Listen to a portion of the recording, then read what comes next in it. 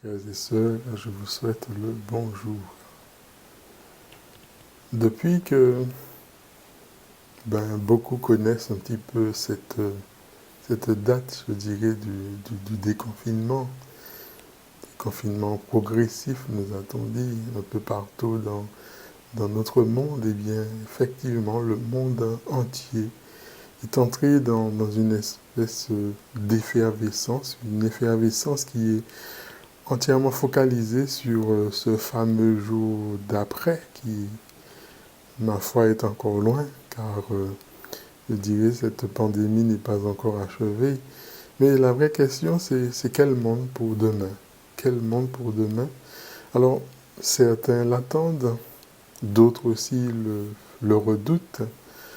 Ce fameux monde de demain, ce fameux monde d'après, c'est-à-dire celui justement de cette après-crise sanitaire, euh, qui semble être une espèce de vaste territoire où l'on vient, à mon avis, déposer un petit peu tous nos imaginaires et en même temps toutes nos peurs. Mais est-ce si sûr que ce monde d'après, que ce monde de demain marquera une Dans le rupture? même temps, il faut évidemment que la puissance publique et le secteur privé changent complètement de braquet sur la question écologique. Est-ce qu'ils sont prêts à faire ça?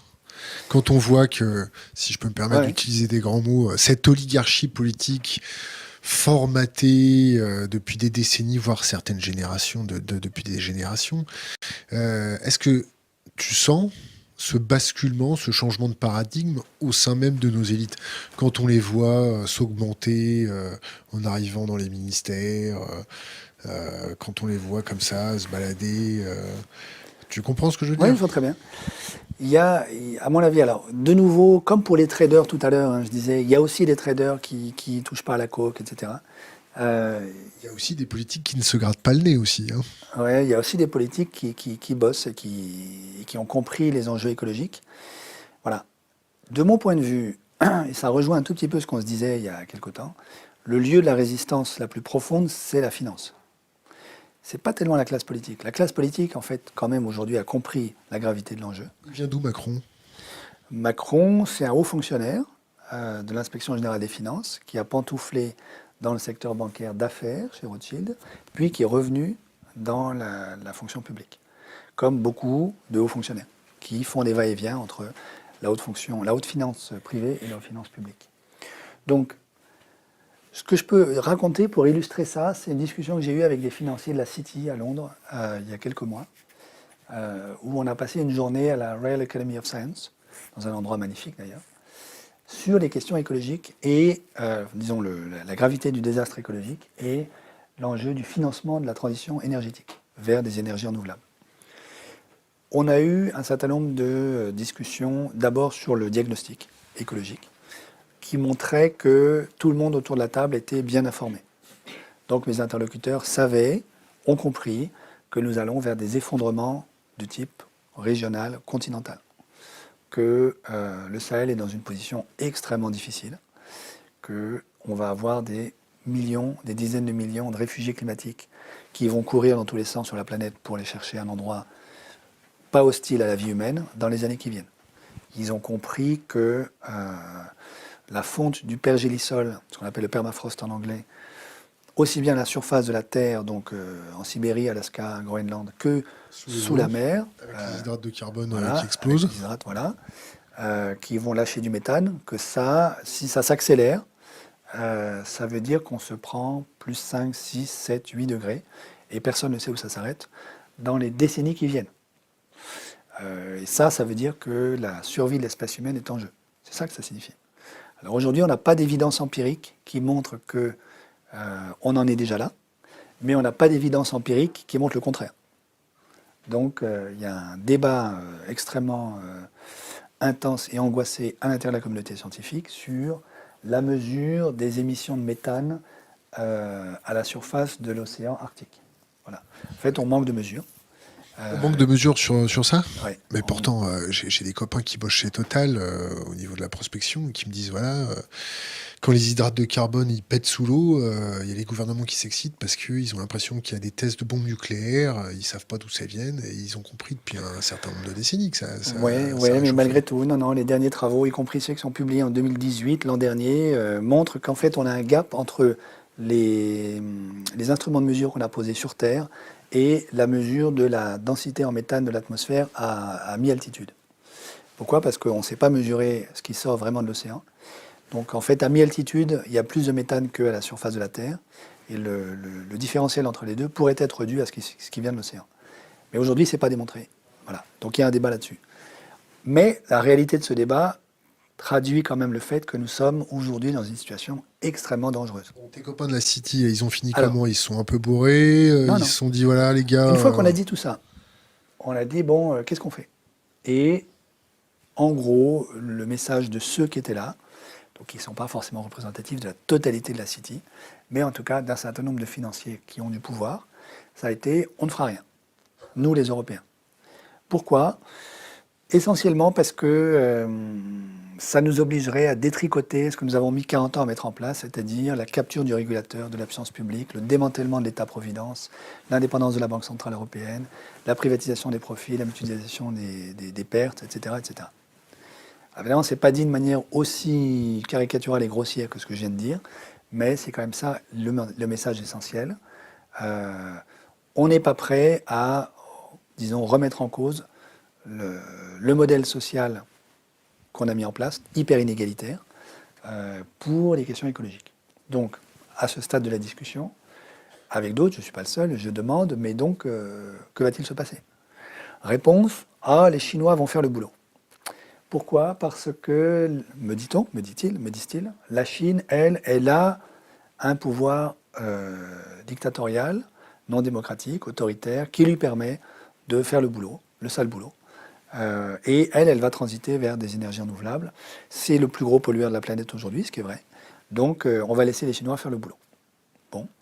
Et nous, qu'est-ce qu'on va faire pendant ce temps-là? Alors, ils me répondent, nous, eux, les financiers, ces financiers-là, on va mettre nos enfants en Suède, parce qu'avec le réchauffement climatique, le climat suédois sera clément. Ce qui est évidemment une illusion parfaite, parce que les incendies des forêts suédoises l'été dernier ont montré que les écosystèmes naturels suédois vont également souffrir énormément du dérèglement climatique.